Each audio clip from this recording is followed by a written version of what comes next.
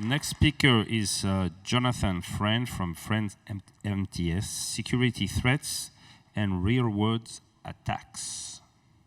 Hello, I'm Jonathan Friend. I'm going to talk about the security threats that are leading to content piracy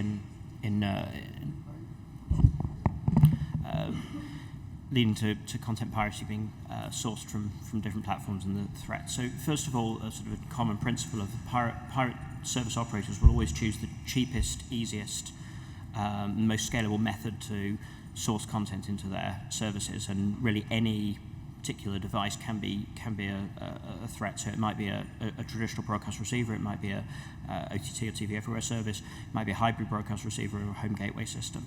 So really, absolutely anything can be a threat, and so everything should be considered from a security perspective. So I'm going to talk about a particular type of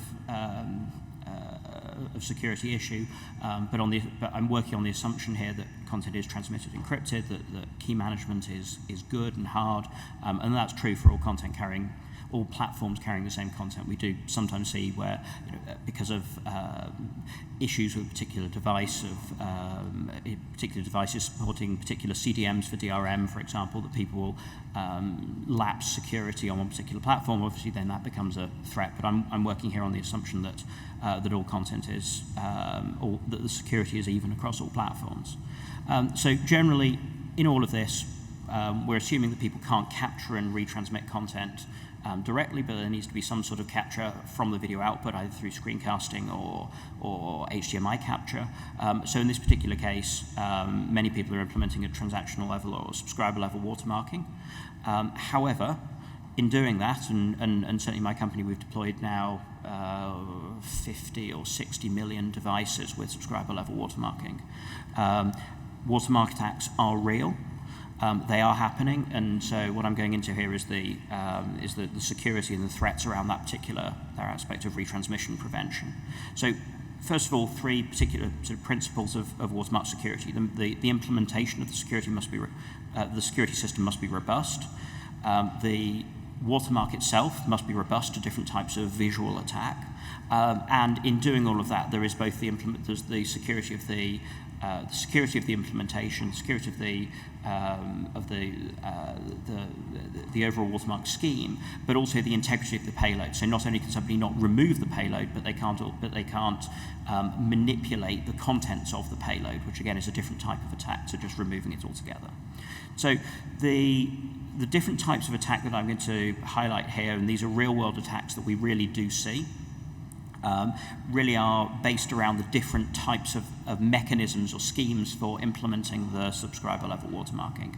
So I'm going to look at a request manipulation attack, and then which is more around the implementation, and then two different types of visual effect attacks that again we see.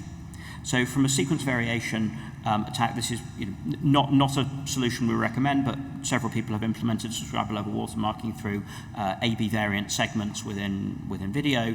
Again, not something that we necessarily believe in, but it's something that people have done. And so in that particular case, one of course is assuming that that there is some form of security around the validation of the segment, so that somebody can't manipulate the playback and rewrite requests at a network level. Again, to do it properly, many people are not. That should really be integrated within the DRM, something that certainly the standardized DRMs do not support, and all of that requires secure client-side code, which again is something that many people are not implementing. So from a request manipulation perspective, what this really is somebody rewriting requests such that they're ending up with just a repeated pattern of the same sequence, as opposed to a cast pattern, a cast bit pattern, which ultimately embeds the payload. So it's relatively easy to wipe out if people are not very careful with the implementation. The next type of implementation we're looking at is a bitstream substitution. So this is something that is perhaps more common in a broadcast environment than a streamed environment, where the overhead of carrying two complete transport streams, either through QAM or on satellite, is unrealistic, and so there's a side channel of of information which is carried to substitute different segments of the compressed bit stream.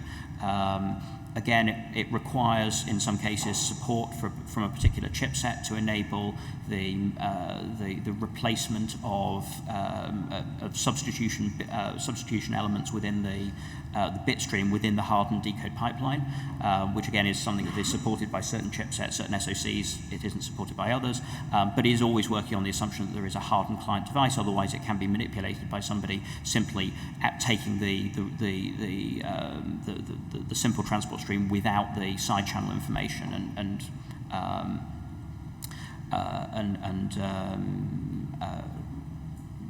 just using that straight. Within a streamed environment, again, we do see this being done where people will implement occasional replacement segments, which creates a very long code. Again, it's subject to the client side to implement that logic. But ultimately, assuming that everybody does do all of that securely and that they have thought about all of the different things that can be done, what we do see is devices that will support what we've termed sequence shuffling. So this is actually an attack at the HDMI level by taking the output of multiple players and ultimately knowing the cadence of requests underneath, are able to essentially nullify the code by switching at, for example, half segment durations within HDMI, so they're working at a raw frame level to ultimately destroy the embedded code. So again, that's something that we see. The last type that I'm going to look at is what we call a composited overlay. So this is something that can be used within Stream Player. It can also be used within a broadcast environment where the watermark is cast as an overlay client side within the device. So it isn't dependent on any modifications to the playout infrastructure, to the encode infrastructure, to the transmission infrastructure. It's implemented either entirely within the client device or within some sort of environment using mixtures of cloud platforms and a client device, certainly where there's an unmanaged device that one can't trust.